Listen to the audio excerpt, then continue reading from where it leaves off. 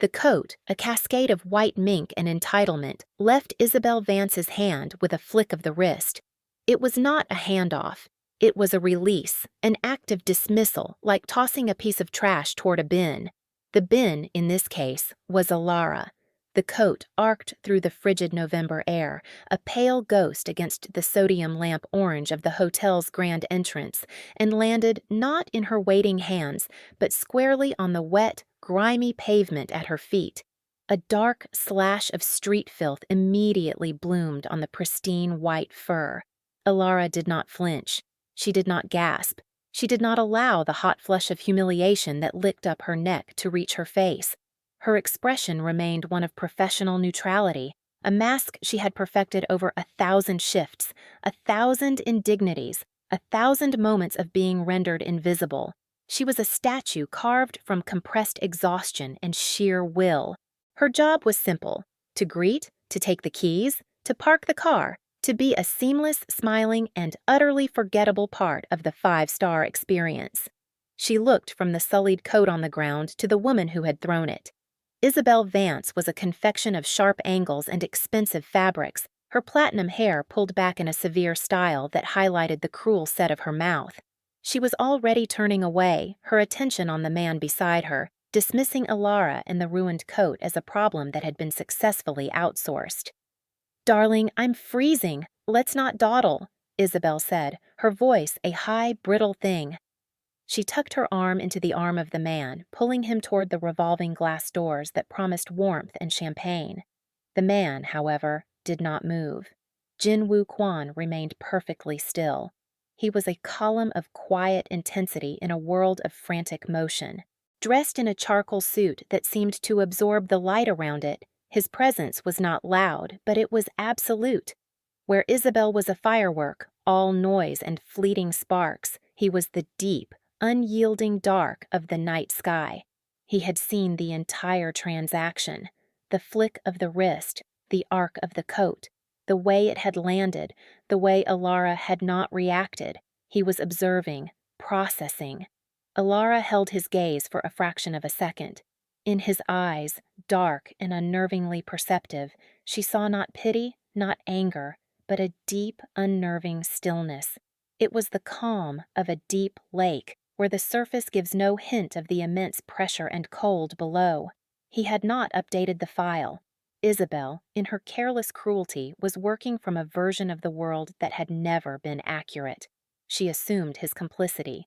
She assumed his silence was agreement. Isabel tugged at his arm again, a flicker of irritation crossing her face. "Jin-Woo, the reservation." He did not look at her. His gaze remained on Alara, on the quiet, unshakable dignity she projected. He had seen her before. He was the majority owner of the consortium that owned this hotel and 3 others in the city.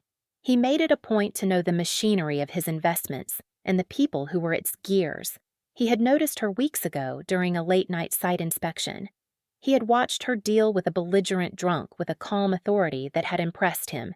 He had seen her find a frantic mother's lost car keys with a gentleness that was at odds with the transactional nature of her job. He had noted her name, Alara. He knew she was a student of architecture, working 2 jobs to put herself through a master's program. He knew she was the most competent person on his payroll in this entire building. He detached his arm from Isabel's grasp with a slow, deliberate movement. It was not a rejection. It was a recalibration. An undoing. He did not rush. He was not performing. He took 3 measured steps forward, stopping directly in front of the mink coat lying like a casualty on the pavement. He bent from the waist, his expensive suit creasing, and picked it up. He held it by the collar, the filthy stain facing outward for the world to see. He looked at the dark smear of city grime, a tangible symbol of the ugliness of the last 30 seconds. Then he turned and walked back to Isabel. The air around the hotel entrance had changed. The doorman had frozen, his hand halfway to a guest's luggage. The chatter of people waiting for their cars had died down. The kind of silence that doesn't echo, the kind that settles, heavy as a shroud. Everyone was watching. He held the coat out to her. His face was unreadable, a mask of cold porcelain. "Isabel," he said, His voice was low, steady as iron wrapped in silk. It cut through the cold air with absolute finality. "You dropped this." Her face, a carefully constructed canvas of makeup and arrogance, began to crumble. Confusion warred with indignation. "What are you doing?" I threw it to her. She gestured vaguely in Ilara's direction, as if indicating a piece of furniture. "I know," Quan said. His eyes were like chips of obsidian. "And now I am returning it to you." He pushed the coat gently into her hands. She took it instinctively, her fingers brushing against the damp, soiled fur. She recoiled slightly. "The wedding is off," he stated. It was not an announcement. It was a correction of the public record, a fact that had, in the last minute, become true. "My office will be in touch with your fathers regarding the dissolution of our family's business agreements." Isabel stared at him, her mouth opening and closing silently. She was a fish pulled from the water, gasping in an element that would not sustain her. The performance was over. The script had been torn up. "What? Jinwoo, don't be ridiculous. Over that?" Her gesture was dismissive, encompassing Ilara, the coat, the entire valet stand. "Not over that," he said, his voice dropping even lower, a quiet threat that was more terrifying than any shout. "Because of this. This is who you are when you think no one of consequence is watching. But I am always watching." He turned his back on her, on the life they were supposed to have, on the merger of dynasties her father had so desperately coveted. He walked back to Ilara, who had remained a pillar of stillness throughout the entire exchange. She had watched a man dismantle a future in 90 seconds, with less emotion than she herself felt ordering a coffee. He stopped in front of her. The entire world, the doorman, the waiting guests, the distant traffic, seemed to fall away. There was only the two of them, bathed in the harsh light of the hotel entrance. "Are you all right?" he asked. It was a simple question, but the weight behind it was immense. He was not asking about her physical state. He was asking about the internal one. He was acknowledging the assault, not of the coat, but of the dehumanization. Ilara finally allowed herself to breathe. A single, slow inhalation. She met his gaze and for the first time in a very long time did not feel the need to hide. "I'm fine," she said, her voice clear and steady. It did not tremble. He nodded, a small, sharp movement of his head. He saw her.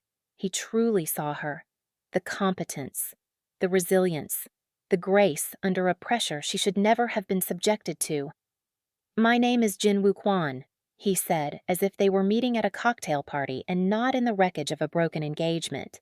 "I own this hotel. I would like to offer my personal and professional apology for what just occurred on my property by a person who was my guest." The words hung in the air between them. "I own this hotel." The statement explained everything. The sudden stillness, the doorman's terror, the absolute authority. This was not a chivalrous stranger. This was the quiet sovereign of this small kingdom, inspecting his domain and finding it wanting.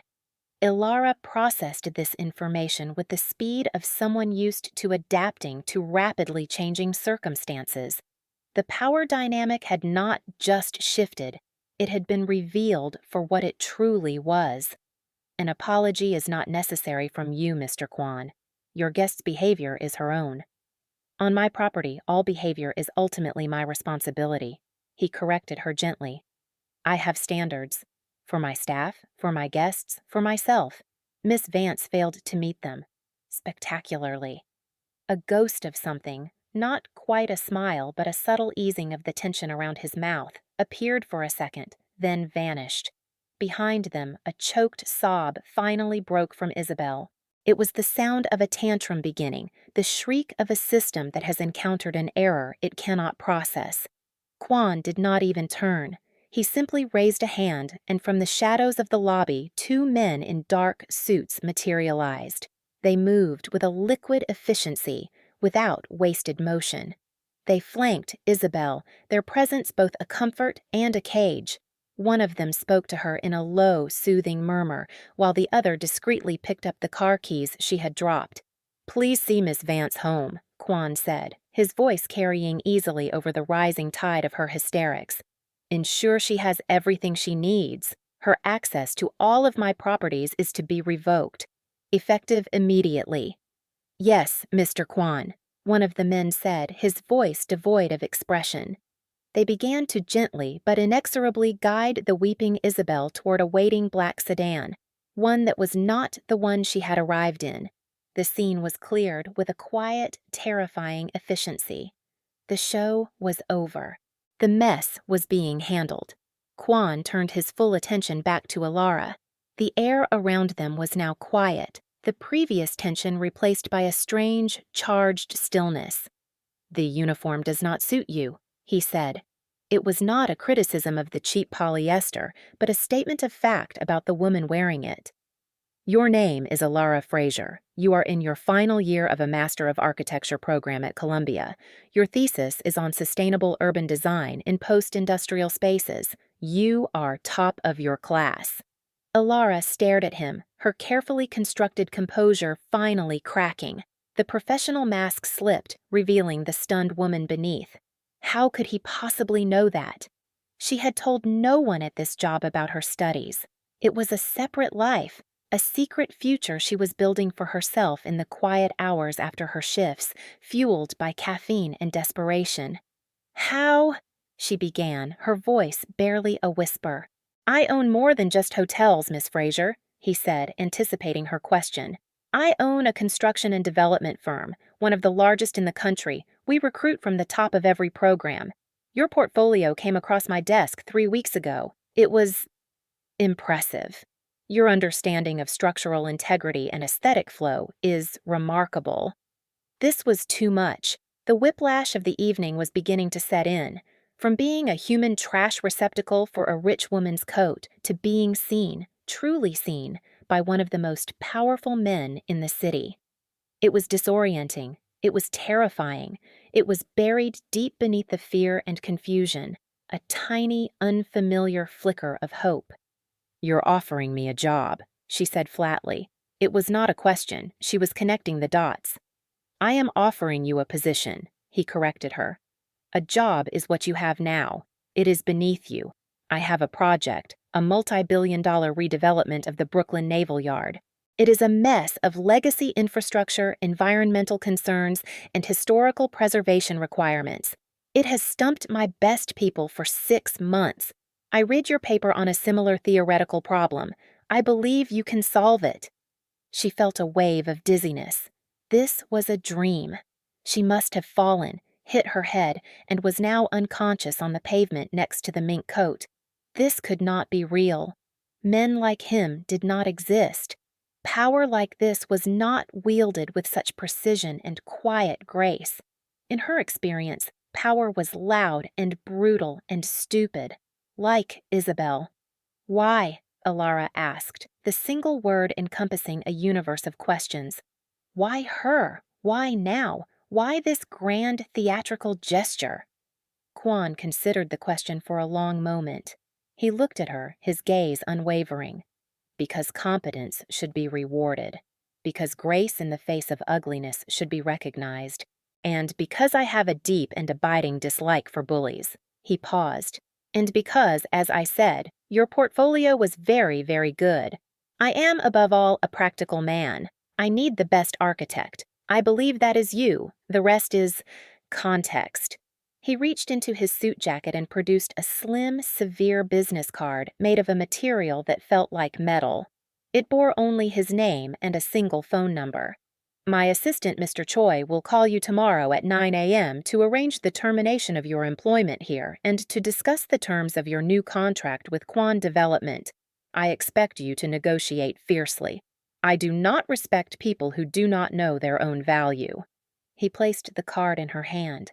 Her fingers were numb with cold, but the card felt warm, heavy with the weight of a future she had not dared to imagine just 10 minutes ago.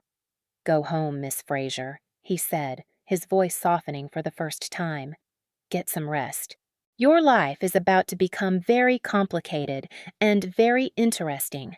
With that, he turned and walked into the hotel, disappearing through the revolving doors as if he were a phantom, leaving Ilara standing on the cold pavement, holding a business card that felt like a key, the world tilting on its axis beneath her feet.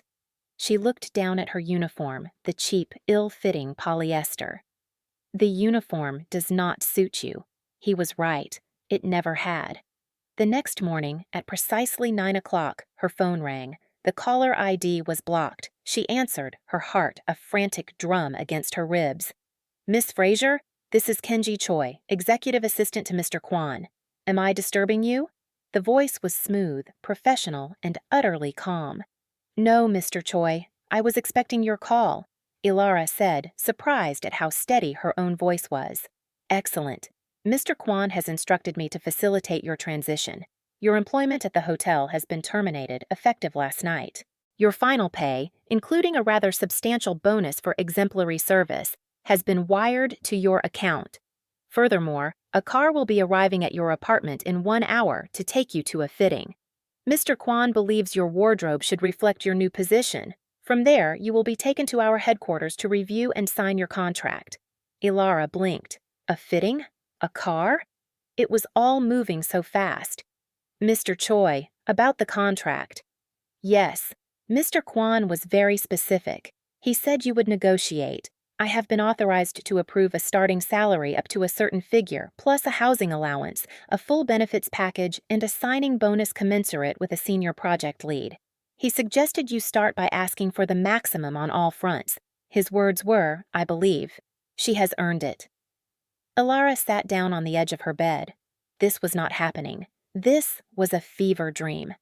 I see. "Miss Fraser," the voice on the other end said, a hint of human warmth finally entering the professional veneer. "For what it is worth, I have worked for Mr. Kwan for 15 years. He is the most discerning man I have ever met. He does not make mistakes about people. If he says you are the person to solve the naval yard, then you are. Welcome to Kwan Development." The line clicked dead. Ilara stared at her phone. Her old life had been erased in a phone call. A new one, terrifying and exhilarating, was being installed. An hour later, a gleaming black town car, the same model as the one that had spirited Isabel away, was waiting for her. The driver, a large man with a kind face, simply opened the door for her. "Miss Fraser, we have a busy day." The fitting was in a private, appointment-only atelier that Ilara had only ever read about in magazines. Women who looked like they were sculpted from marble brought her clothes, dresses that felt like water, suits with lines so clean they seemed architectural in themselves, shoes that were works of art. There was no price tag in sight. The instructions were simple. Mr. Kwan's account. Choose what makes you feel powerful. She chose a dress of architecturally precise black crepe, a pair of understated but perfect heels, and a simple, elegant coat. As she looked at her reflection, she saw a stranger, or rather, she saw the woman she was always meant to be, the one who had been buried under a cheap uniform and the weight of other people's expectations. She was driven to the Kwan Development Headquarters, a skyscraper of black glass and steel that pierced the Manhattan skyline. Mr. Choi met her in the lobby. He was as immaculate and precise as his voice. He led her through a maze of quiet, efficient offices to a conference room with a view that seemed to encompass the entire city. The contract was laid out on the table. It was thick, intimidating, and the numbers she saw made her feel faint. She remembered Kwan's words, "I expect you to negotiate fiercely." Taking a deep breath, she sat down. "Mr. Choi," she began, her voice ringing with a newfound confidence she did not entirely feel. "Let's talk about the housing allowance." For the next 2 weeks, Ilara was immersed in a new reality. She was given a corner office with the same breathtaking view as the conference room. She was given a team of bright, eager young architects and engineers who looked at her with a mixture of awe and curiosity. And she was given the Naval Yard project. It was, as Kwan had promised, a monster. A tangled knot of zoning laws, environmental impact reports, union disputes, and crumbling infrastructure. For the first few days, she did nothing but read. She absorbed thousands of pages of data, walking the site in her mind, feeling its bones.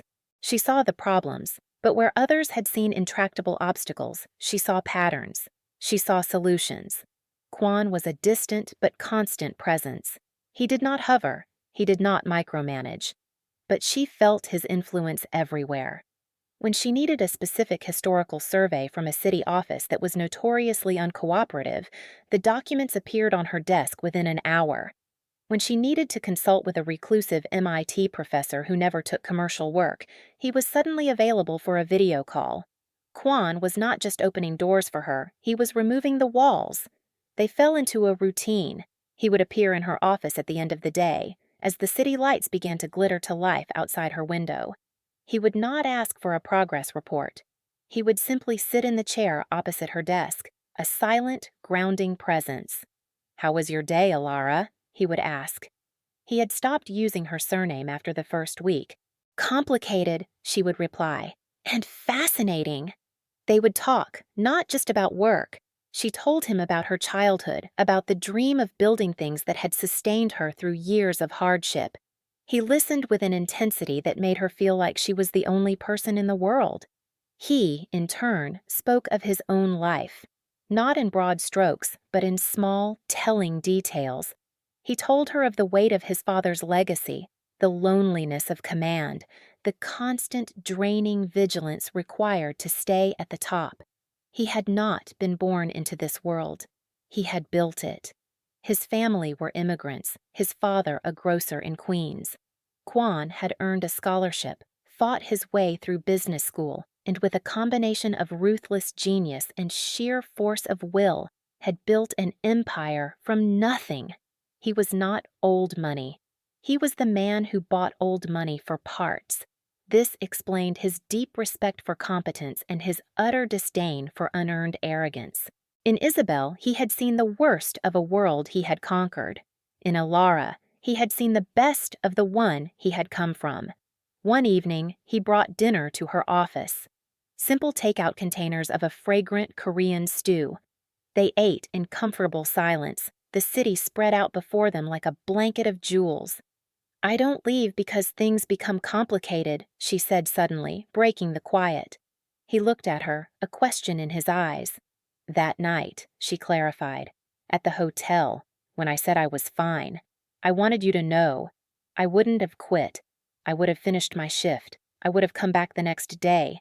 I don't leave just because things are hard."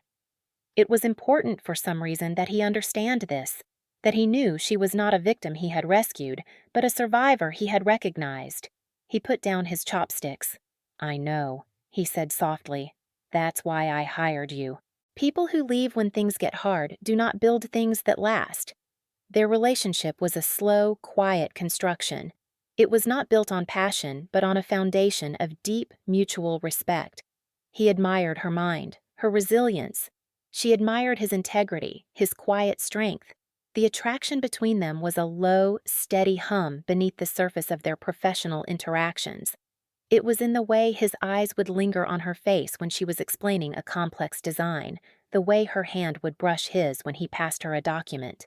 It was a recognition, a sense of rightness. Meanwhile, the ghost of Isabel Vance had not entirely disappeared. Alara would occasionally see her name in the gossip columns, always accompanied by a tone of pity or derision. Socialite Isabel Vance, recently split from tycoon Jin-Woo Kwon, seen looking worse for wear. The stories painted a picture of a woman unraveling, her social currency plummeting now that it was no longer backed by the gold standard of Kwon's name. Alara felt a pang of something, not pity, but a sad recognition of the hollowness of Isabel's world. Her power had been entirely performative, borrowed from the men she attached herself to. Without Kwon, she was nothing. Then the first attack came. A frivolous lawsuit filed by Isabel's father, alleging breach of contract and emotional distress on behalf of his daughter. It was a pathetic, desperate move. Alara found out when she saw the headline on a news site. She stormed into Kwon's office, the tablet in her hand. "Did you see this?" Kwon was looking out the window, his back to her. He did not turn. "I saw it this morning." "What are you going to do?" "Nothing," he he said calmly. Nothing?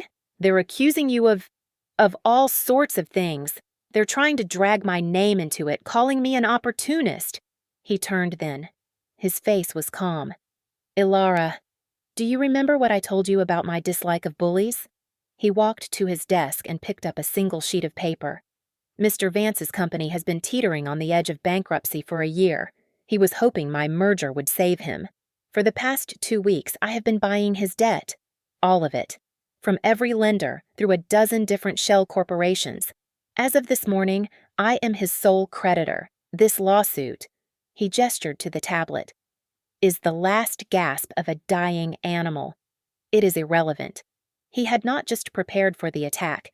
He had built the arena, chosen the weapons, and predetermined the outcome before the fight had even begun. This was his power.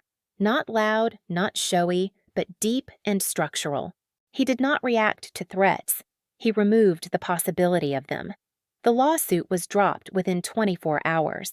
The public apology from Isabel's father was groveling.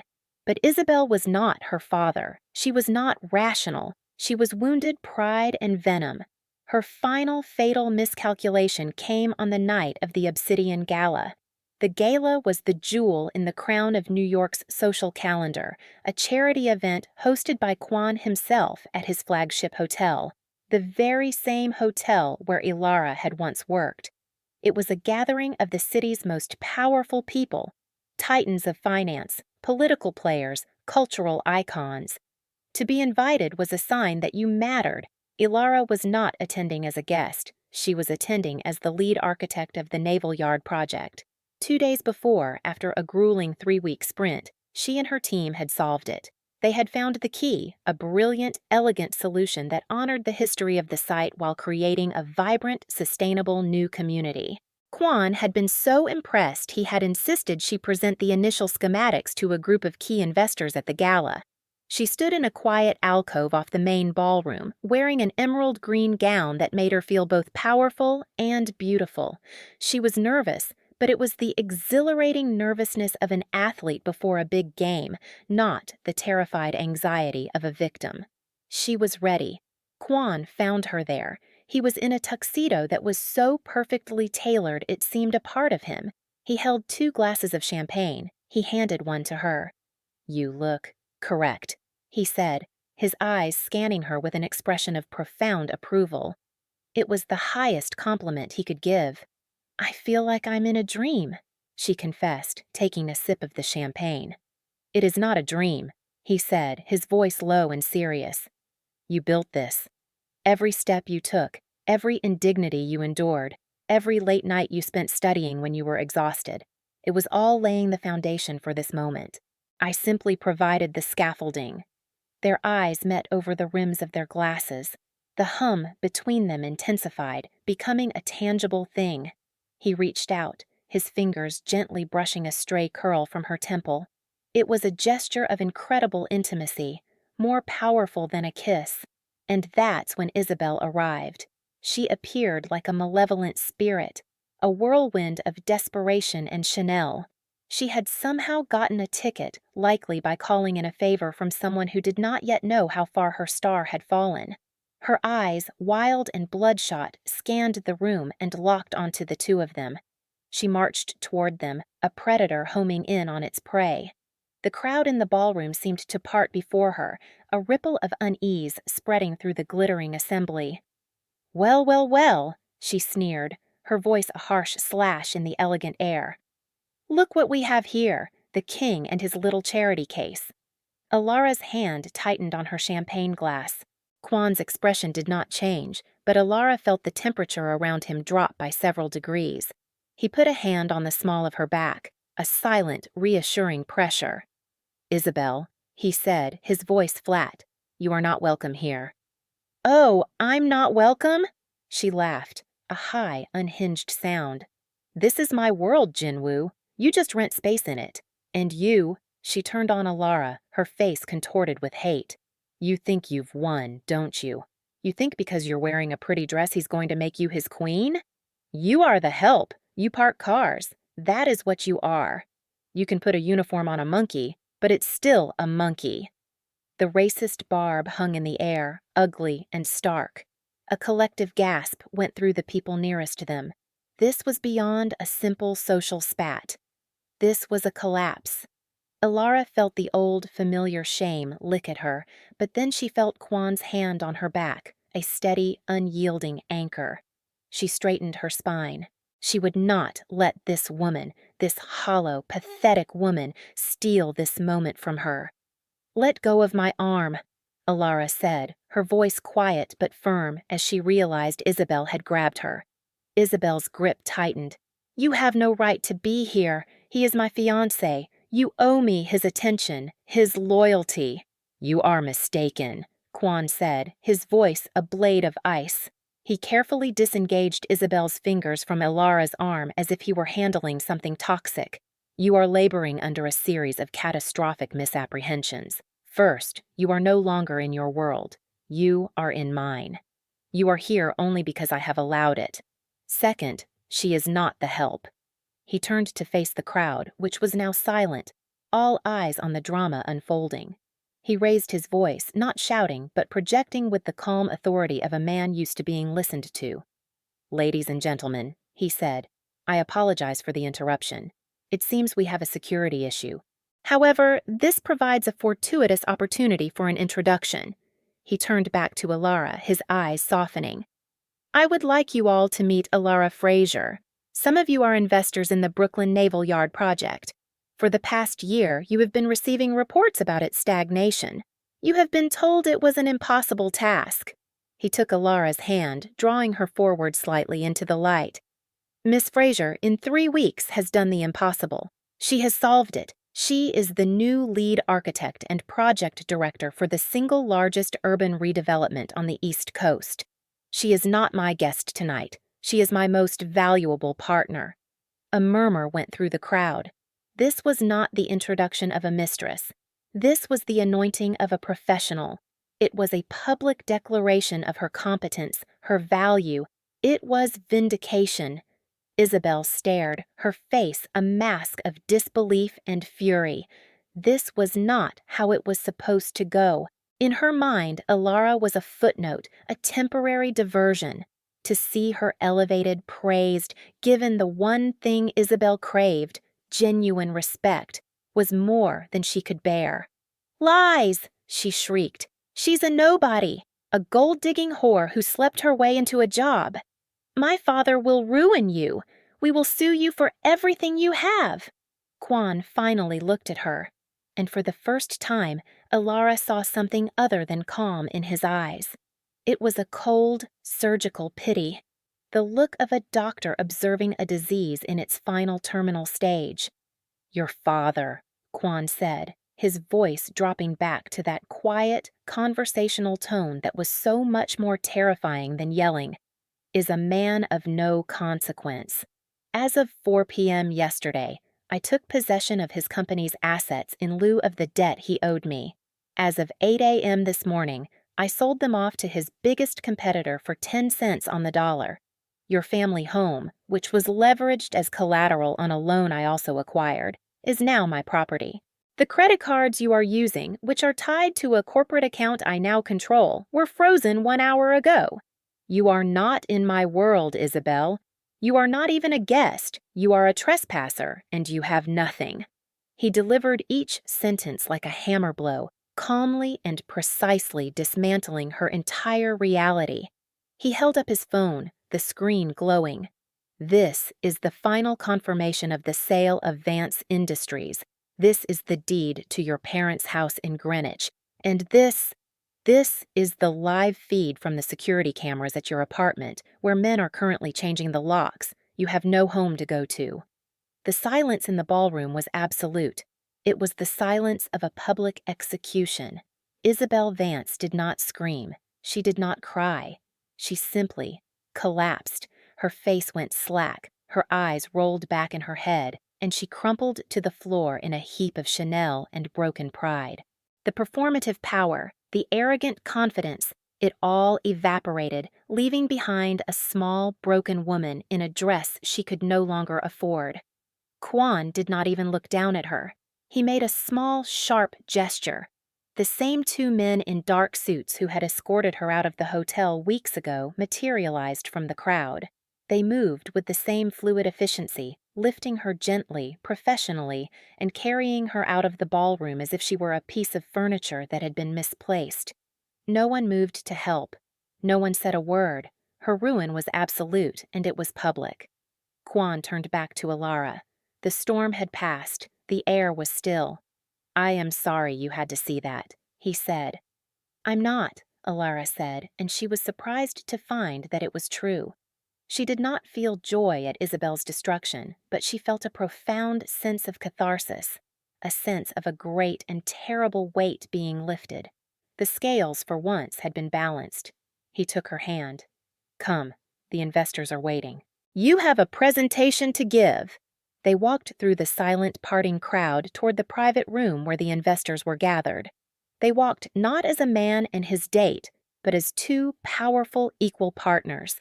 Later that night, after the successful presentation, after the congratulations and the toasts, they stood on the hotel's rooftop terrace overlooking the city. The party was a distant murmur below them. The air was cold, but Alara felt warm, a deep, steady heat that had nothing to do with the champagne. "Thank you," she said, looking out at the endless expanse of lights. "For what?" he asked. "I did nothing." "You did everything," she corrected him. "You saw me." He turned to face her, his expression serious in the moonlight. "Ilara, what I did for you, offering you the job, giving you the resources, that was easy. That was just money and power. I have an infinite supply of both. What you did, what you have done your entire life to maintain your grace, your dignity, your ambition in a world that has tried so hard to grind it out of you, that is the difficult thing. That is the truly powerful thing." He reached out and took her hand. His was warm and strong. "I did not rescue you, Alara. I simply put you in the correct setting. A diamond does not need a savior. It just needs to be taken out of the dirt and placed in the light." She looked up at him, at this quiet, complicated, and fundamentally decent man who had seen the queen in the Valet. A real smile, the first truly unburdened smile of her adult life, reached her eyes. It felt like a slow, deep exhale that she had been holding in for years. "What happens now?" she asked, her voice soft. "Now," he said, his thumb gently stroking the back of her hand. "Now we build. We build the naval yard. We build a company. We build a life. Not a fairy tale. Something real. Something complicated and difficult and worth fighting for. A partnership. In all things." It was not a declaration of love. It was not a proposal of marriage. It was something more profound. It was a statement of intent. A contract of the soul, based not on fleeting passion, but on the bedrock of mutual respect and recognition. She leaned her head against his shoulder, a gesture of trust she would have been incapable of a month ago. Below them, the city glittered, a vast landscape of problems to be solved, of structures to be built. It no longer looked intimidating. It looked like a promise. It looked like home. Some people will take your silence for weakness, your grace for submission. They will try to bury you, not knowing that you are a seed. They will throw their contempt at your feet and expect you to carry it. But then, one day, someone might see you, not for what you appear to be, but for the quiet, unshakable truth of who you are. And in that moment of recognition, everything can change. The world doesn't magically become fair, but you find the solid ground to build your own justice, brick by brick, with the help of those who value the architect, not just the uniform. What do you think Alara and Kwon will build together? Let us know your thoughts in the comments below. If this story of quiet strength and earned vindication moved you, please hit that like button right now. It means the world to us. And if you haven't subscribed yet, now is the perfect time. Hit that button so you never miss what comes next. The story of Isabel's father, the architect of ruin, is coming soon, and you won't want to miss the fallout. Like and subscribe to our channel for brand new stories every week.